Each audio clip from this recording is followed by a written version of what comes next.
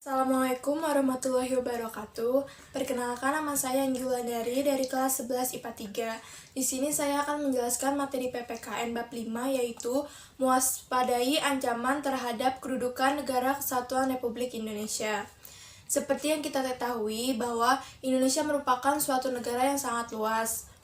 Dan dengan wilayah yang sangat luas itu tentu saja terdapat berbagai macam suku bangsa, agama, serta budaya yang ada di Indonesia.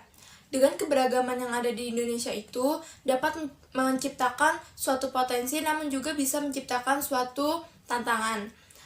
Bisa menciptakan potensi karena dengan keberagaman itu Indonesia menjadi sangat kaya, baik kaya akan sumber daya alamnya maupun budayanya. Dan dengan budaya yang banyak itu dapat menarik wisatawan asing untuk berkunjung ke Indonesia. Dapat menciptakan tantangannya itu karena dengan keberagaman yang ada di Indonesia itu, warga Indonesia itu dapat dengan mudah terpecah belah. Sebab itu, kita sebagai warga negara harus mewaspadai ancaman yang dapat mengancam Negara Kesatuan Republik Indonesia kita ini. Di sini, saya akan menjelaskan tentang ancaman-ancaman terhadap integrasi nasional serta strategi cara mengatasinya. Yang pertama itu, menelaah ancaman terhadap integrasi nasional. Dalam membangun integrasi nasional, Indonesia selalu dihadapkan pada ATHG. Apa itu ATHG? A. Ancaman merupakan suatu hal atau suatu usaha yang bersifat merubah atau merombak kebijaksanaan dengan cara konsepsional, kriminal, serta politik. Yang kedua adalah tantangan. Tantangan merupakan suatu hal atau suatu usaha yang bersifat untuk menggugah kemampuan. Yang ketiga adalah hambatan. Hambatan merupakan suatu hal atau suatu usaha yang berasal dari diri sendiri untuk menjatuhkan atau menghalangi secara tidak konsepsional. Yang keempat yaitu gangguan. Gangguan merupakan suatu usaha yang berasal dari luar yang bersifat untuk menghalangi atau mengganggu dengan cara yang tidak konsepsional. Ancaman dalam integrasi nasional bisa berasal dari dalam maupun dari luar negeri. Selain itu juga mengancam berbagai dimensi kehidupan seperti ideologi, ekonomi, politik, sosial budaya, serta pertahanan dan keamanan. Ancaman tersebut dapat berupa militer dan juga non-militer. Yang pertama, bidang ideologi. A. Ancaman.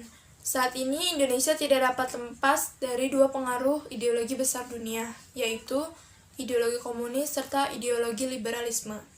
Saat ini kehidupan Indonesia sudah cenderung berpengaruh dari liberalisme yang menekankan kebebasan individual. Selain itu, rakyat Indonesia juga percaya bahwa paham liberalis ini dapat membuat kemajuan serta kemakmuran. Maka, banyak rakyat Indonesia yang tertarik untuk memahami paham ini. Namun pada nyatanya, dampak yang diambil bukan dampak yang baik, namun malah justru dampak yang negatif seperti gaya hidup yang mewah dan pergaulan bebas. B. Tantangan. Dengan adanya globalisasi saat ini, jarak-jarak antar negara di dunia itu seperti tidak ada batasan, sehingga dengan mudah budaya barat itu masuk ke negara kita. Sedangkan negara kita merupakan negara yang berada di wilayah timur. Nah, kita sebagai bangsa Indonesia sudah seharusnya memilah-milih budaya yang masuk ke negara kita dengan mengambil sisi positifnya saja, yaitu hambatan. Hambatan dalam bidang ideologi adalah kurangnya perhatian masyarakat serta kurangnya minat masyarakat dalam mengetahui apa saja sih yang dapat mengancam ideologi negara kita ini. Yang D adalah gangguan. Dalam bidang ideologi ini adalah masyarakat Indonesia itu cepat merasa tidak puas. B. Dalam bidang politik. A. Ancaman. Contoh ancaman dalam bidang politik adalah saat akan terjadi pemilu, banyak caleg-caleg yang berkampanye. Mereka mengkampanyekan untuk memilih dirinya sebagai anggota legislatif maupun eksekutif.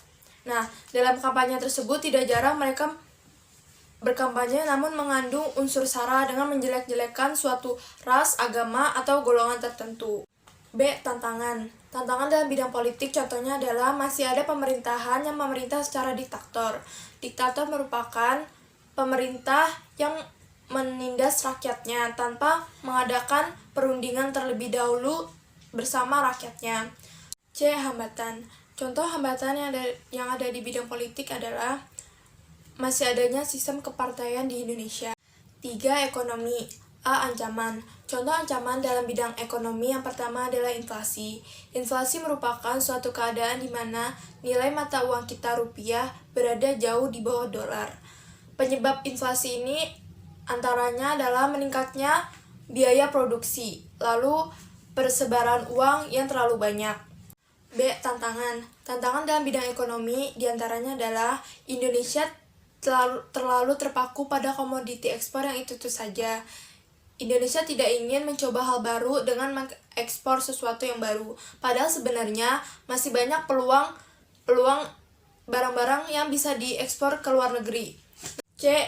Hambatan. Contoh hambatan di bidang ekonomi adalah persaingan alat dan inovasi. Dengan adanya pasar bebas sekarang ini, barang-barang dari luar negeri dengan mudah bisa masuk ke Indonesia. Jika para pedagang di Indonesia tidak bisa menyaingi kualitas barang dari luar negeri itu, maka pedagang-pedagang di Indonesia akan bangkrut atau gulung tikar.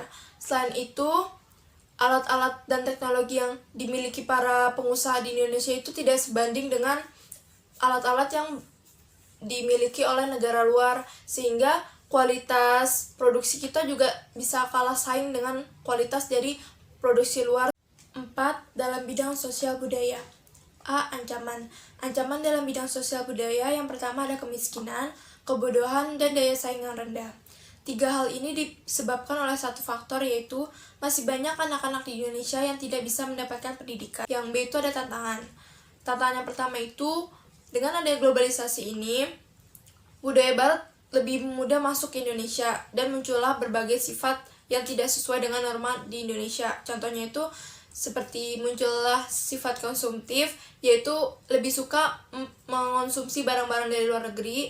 Terus muncul sikap individualisme, yaitu lebih mementingkan diri sendiri daripada orang lain. Lalu ada sikap hidup yang westernisasi, yaitu hidup yang seperti orang barat. C. Hambatan. Hambatan dalam bidang sosial budaya ini diantaranya adalah kurang mencintai budaya sendiri. D. Adalah gangguan. Contoh gangguan di bidang sosial budaya adalah tidak sesuainya tingkah laku kita dengan norma yang ada. Hal ini dikarenakan lagi oleh budaya barat yang masuk ke Indonesia. Ada beberapa hal negatif yang terdapat dalam budaya barat yang masuk ke Indonesia itu, sehingga kita kadang mengikuti dan itu tidak sesuai dengan norma-norma yang ada. 5. Bidang pertahanan dan keamanan. A. Ancaman. Adanya aksi teror. Aksi teror ini biasa dilakukan oleh orang-orang yang tidak suka dengan pemerintah. B. Tantangan. Tantangan dalam bidang keamanan dan pertahanan diantaranya yang pertama adalah pelanggaran wilayah oleh negara lain. Beberapa bulan yang lalu, Cina melakukan pelanggaran kepada Indonesia, yaitu dengan memasuki wilayah Natuna yang merupakan wilayah perairan di Indonesia. C. Hambatan.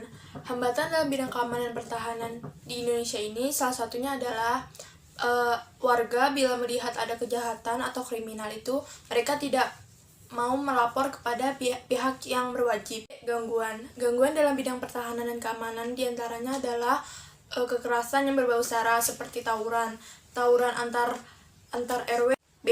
Strategi mengatasi berbagai ancaman dalam membangun integrasi nasional. Yang pertama itu dalam bidang ideologi.